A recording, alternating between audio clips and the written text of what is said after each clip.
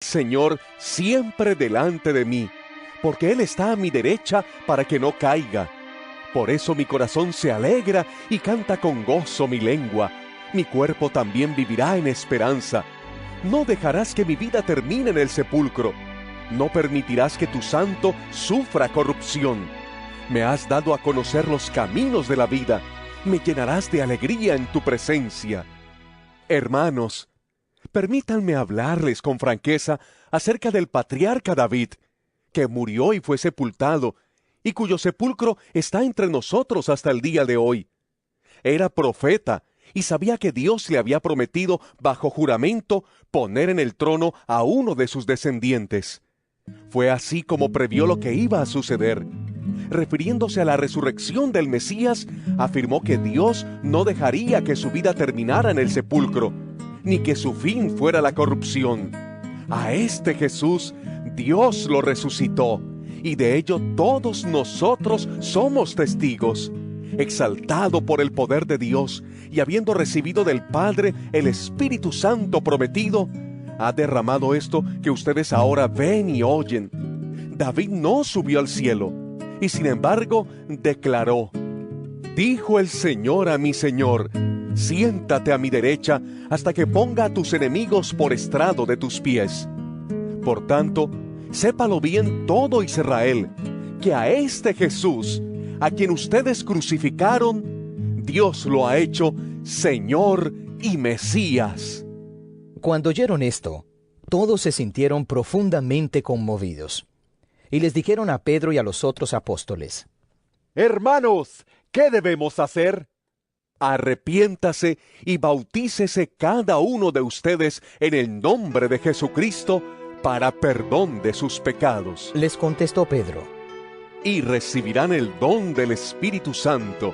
En efecto, la promesa es para ustedes, para sus hijos y para todos los extranjeros, es decir, para todos aquellos a quienes el Señor nuestro Dios quiera llamar. Y con muchas otras razones, les exhortaba insistentemente: sálvense de esta generación perversa. Así pues, los que recibieron su mensaje fueron bautizados, y aquel día se unieron a la iglesia unas 3,000 personas. Se mantenían firmes en la enseñanza de los apóstoles, en la comunión, en el partimiento del pan y en la oración. Todos estaban asombrados por los muchos prodigios y señales que realizaban los apóstoles. Todos los creyentes estaban juntos y tenían todo en común. Vendían sus propiedades y posesiones, y compartían sus bienes entre sí, según la necesidad de cada uno.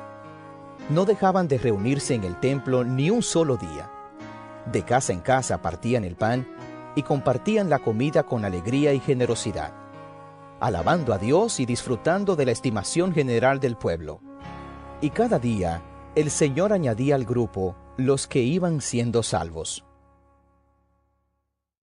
Hechos, capítulo 3. Un día subían Pedro y Juan al templo a las 3 de la tarde, que es la hora de la oración. Junto a la puerta llamada Hermosa, había un hombre lisiado de nacimiento, al que todos los días dejaban allí para que pidiera limosna a los que entraban en el templo. Cuando éste vio que Pedro y Juan estaban por entrar, les pidió limosna. Pedro, con Juan, mirándolo fijamente, le dijo: míranos. El hombre fijó en ellos la mirada, esperando recibir algo. No tengo plata ni oro, declaró Pedro, pero lo que tengo te doy. En el nombre de Jesucristo de Nazaret, levántate y anda. Y tomándolo por la mano derecha, lo levantó. Al instante los pies y los tobillos del hombre cobraron fuerza. De un salto se puso en pie y comenzó a caminar. Luego entró con ellos en el templo con sus propios pies, saltando y alabando a Dios.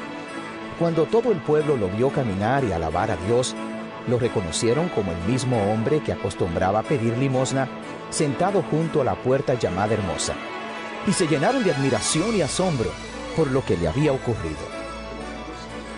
Mientras el hombre seguía aferrado a Pedro y a Juan, toda la gente, que no salía de su asombro, corrió hacia ellos al lugar conocido como Pórtico de Salomón. Al ver esto, Pedro les dijo: Pueblo de Israel, ¿por qué les sorprende lo que ha pasado? ¿Por qué nos miran como si, por nuestro propio poder o virtud, hubiéramos hecho caminar a este hombre? El Dios de Abraham, de Isaac y de Jacob, el Dios de nuestros antepasados, ha glorificado a su siervo Jesús. Ustedes lo entregaron y lo rechazaron ante Pilato, aunque éste había decidido soltarlo. Rechazaron al santo y justo y pidieron que se indultara a un asesino. Mataron al autor de la vida, pero Dios lo levantó de entre los muertos, y de eso nosotros somos testigos. Por la fe en el nombre de Jesús, Él ha restablecido a este hombre a quien ustedes ven y conocen. Esta fe que viene por medio de Jesús lo ha sanado por completo, como les consta a ustedes. Ahora bien, hermanos, yo sé que ustedes y sus dirigentes actuaron así por ignorancia, pero de este modo Dios cumplió lo que de antemano había anunciado por medio de todos los profetas, que su Mesías tenía que padecer. Por tanto, para que sean borrados sus pecados, arrepiéntanse y vuélvanse a Dios, a fin de que vengan tiempos de descanso de parte del Señor, enviándoles el Mesías que ya había sido preparado para ustedes, el cual es Jesús. Es necesario que Él permanezca en el cielo hasta que llegue el tiempo de la restauración de todas las cosas, como Dios lo ha anunciado desde hace siglos por medio de sus santos profetas. Moisés dijo: el Señor su Dios hará surgir para ustedes de entre sus propios hermanos a un profeta como yo. Presten atención a todo lo que les diga, porque quien no le haga caso será eliminado del pueblo. En efecto, a partir de Samuel, todos los profetas han anunciado estos días.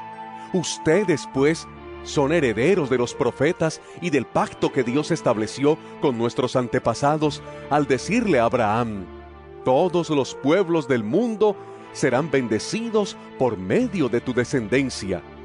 Cuando Dios resucitó a su siervo, lo envió primero a ustedes para darles la bendición de que cada uno se convierta de sus maldades. Hechos capítulo 4. Mientras Pedro y Juan le hablaban a la gente, se les presentaron los sacerdotes, el capitán de la guardia del templo y los saduceos. Estaban muy disgustados porque los apóstoles enseñaban a la gente y proclamaban la resurrección, que se había hecho evidente en el caso de Jesús. Prendieron a Pedro y a Juan, y, como ya anochecía, los metieron en la cárcel hasta el día siguiente. Pero muchos de los que oyeron el mensaje creyeron, y el número de estos llegaba a unos 5,000. Al día siguiente, se reunieron en Jerusalén los gobernantes, los ancianos y los maestros de la ley. Allí estaban el sumo sacerdote Anás, Caifás, Juan, Alejandro y los otros miembros de la familia del sumo sacerdote. Hicieron que Pedro y Juan comparecieran ante ellos y comenzaron a interrogarlos. ¿Con qué poder o en nombre de quién hicieron ustedes esto? Pedro, lleno del Espíritu Santo, les respondió: Gobernantes del pueblo y ancianos, hoy se nos procesa por haber favorecido a un inválido, y se nos pregunta cómo fue sanado. Sepan pues todos ustedes y todo el pueblo de Israel que este hombre está aquí delante de ustedes, sano, gracias al nombre de Jesucristo de Nazaret, crucificado por ustedes, pero resucitado por Dios. Jesucristo es la piedra que desecharon ustedes los constructores, y que ha llegado a ser la piedra angular. De hecho, en ningún otro hay salvación, porque no hay bajo el cielo otro nombre dado a los hombres mediante el cual podamos ser salvos. Los gobernantes, al ver la osadía con que hablaban Pedro y Juan, y al darse cuenta de que eran gente sin estudios ni preparación, quedaron asombrados y reconocieron que habían estado con Jesús. Además, como vieron que los acompañaba el hombre que había sido sanado, no tenían nada que alegar. Así que les mandaron que se retiraran del consejo y se pusieron a deliberar entre sí. ¿Qué vamos a hacer con estos sujetos? Es un hecho que por medio de ellos ha ocurrido un milagro evidente. Todos los que viven en Jerusalén lo saben, y no podemos negarlo. Pero para evitar que este asunto siga divulgándose entre la gente, vamos a amenazarlos para que no vuelvan a hablar de ese nombre a nadie. Los llamaron y les ordenaron terminantemente que dejaran de hablar y enseñar acerca del nombre de Jesús. Pero Pedro y Juan replicaron: ¿Es justo delante de Dios obedecerlos a ustedes en vez de obedecerlo a Él? Júzguenlo ustedes mismos. Nosotros no podemos dejar de hablar de lo que hemos visto y oído. Después de nuevas amenazas, los dejaron irse. Por causa de la gente, no hallaban manera de castigarlos. Todos alababan a Dios por lo que había sucedido, pues el hombre que había sido milagrosamente sanado tenía más de 40 años. Al quedar libres, Pedro y Juan volvieron a los suyos, y les relataron todo lo que les habían dicho los jefes de los sacerdotes y los ancianos. Cuando lo oyeron, alzaron unánimes la voz en oración a Dios. Soberano Señor, Creador del cielo y de la tierra, del mar y de todo lo que hay en ellos, tú, por medio del Espíritu Santo, dijiste en labios de nuestro Padre David, tu siervo: ¿por qué se sublevan las naciones y en vano conspiran los pueblos? Los reyes de la tierra se rebelan y los gobernantes se confabulan contra el Señor y contra su ungido. En efecto, en esta ciudad se reunieron Herodes y Poncio Pilato con los gentiles y con el pueblo de Israel contra tu santo siervo Jesús, a quien ungiste para hacer lo que de antemano tu poder y tu voluntad habían determinado que sucediera. Ahora, Señor, toma en cuenta sus amenazas y concede a tus siervos el proclamar tu palabra sin temor alguno. Por eso, extiende tu mano para sanar y hacer señales y prodigios mediante el nombre de tu santo siervo Jesús. Después de haber orado, tembló el lugar en que estaban reunidos. Todos fueron llenos del Espíritu Santo y proclamaban la palabra de Dios sin temor alguno. Todos los creyentes eran de un solo sentir y pensar. Nadie consideraba suya ninguna de sus posesiones, sino que las compartían. Los apóstoles, a su vez, con gran poder seguían dando testimonio de la resurrección del Señor Jesús. La gracia de Dios se derramaba abundantemente sobre todos ellos, pues no había ningún necesitado en la comunidad.